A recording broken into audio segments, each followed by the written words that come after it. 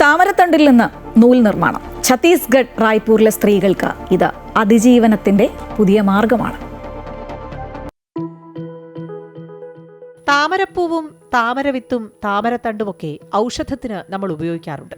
എന്നാൽ താമരത്തണ്ടിൽ നിന്ന് പ്രകൃതിദത്തമായ നാരുകൾ വേർതിരിച്ച് മനോഹരമായ വസ്ത്രങ്ങൾ നെയ്യാനാവുമെന്ന് എത്ര പേർക്കറിയാം. പൂവെടുത്ത ശേഷം പാഴാക്കി കളയുന്ന താമരത്തണ്ടുകൾ ഉപയോഗിച്ച് വർഷം മുഴുവൻ നീണ്ടു നിൽക്കുന്ന തൊഴിൽ നേടുകയാണ് റായ്പൂരിലെ സ്ത്രീകൾ.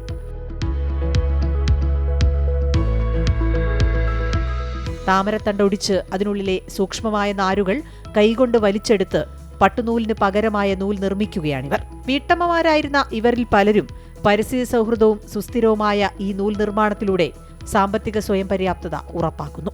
രാസവസ്തുക്കൾ ഉപയോഗിക്കാതെ പൂർണ്ണമായും പ്രകൃതിദത്ത രീതിയിലാണ് നിർമ്മാണം.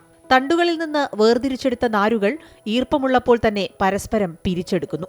ഒരു ചെറിയ സ്കാർഫ് നിർമ്മിക്കാൻ പോലും ധാരാളം താമരത്തണ്ടുകൾ ആവശ്യമാണ്. അത്യധികം ക്ഷമയും വൈദഗ്ധ്യവും ആവശ്യമുള്ള ജോലിയാണിത്. തയ്യാറാക്കിയ നൂലുകൾ വസ്ത്രങ്ങളാക്കി മാറ്റുന്നു. रायपुर में ऐसा है, हमारे रायपुर में बहुत से जगहों पर कमल की खेती होती है, जिसमें बिक्री के लिए इसका कंद का भी उपयोग होता है, फूल का भी होता है और स्टेम आता है इसका डंठल, उसका भी बिक्री होता है.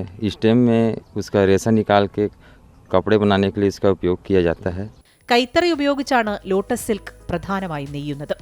ലോകത്തിലെ തന്നെ ഏറ്റവും അപൂർവവും വില കൂടിയതുമായ പ്രകൃതിദത്ത നാരുകളിൽ ഒന്നാണിത്. താമര നൂലിൽ നിന്ന് നിർമ്മിക്കുന്ന വസ്ത്രങ്ങൾക്ക് അന്താരാഷ്ട്ര വിപണിയിൽ വലിയ ഡിമാൻഡുണ്ട്. കൃഷി വിജ്ഞാന കേന്ദ്രങ്ങളും മറ്റ് സർക്കാർ ഏജൻസികളും സ്ത്രീകൾക്ക് താമരത്തണ്ടിൽ നിന്ന് നൂലെടുക്കുന്നതിനും അത് തുണിത്തരങ്ങളാക്കി മാറ്റുന്നതിനും ആവശ്യമായ പരിശീലനം നൽകുന്നുണ്ട്.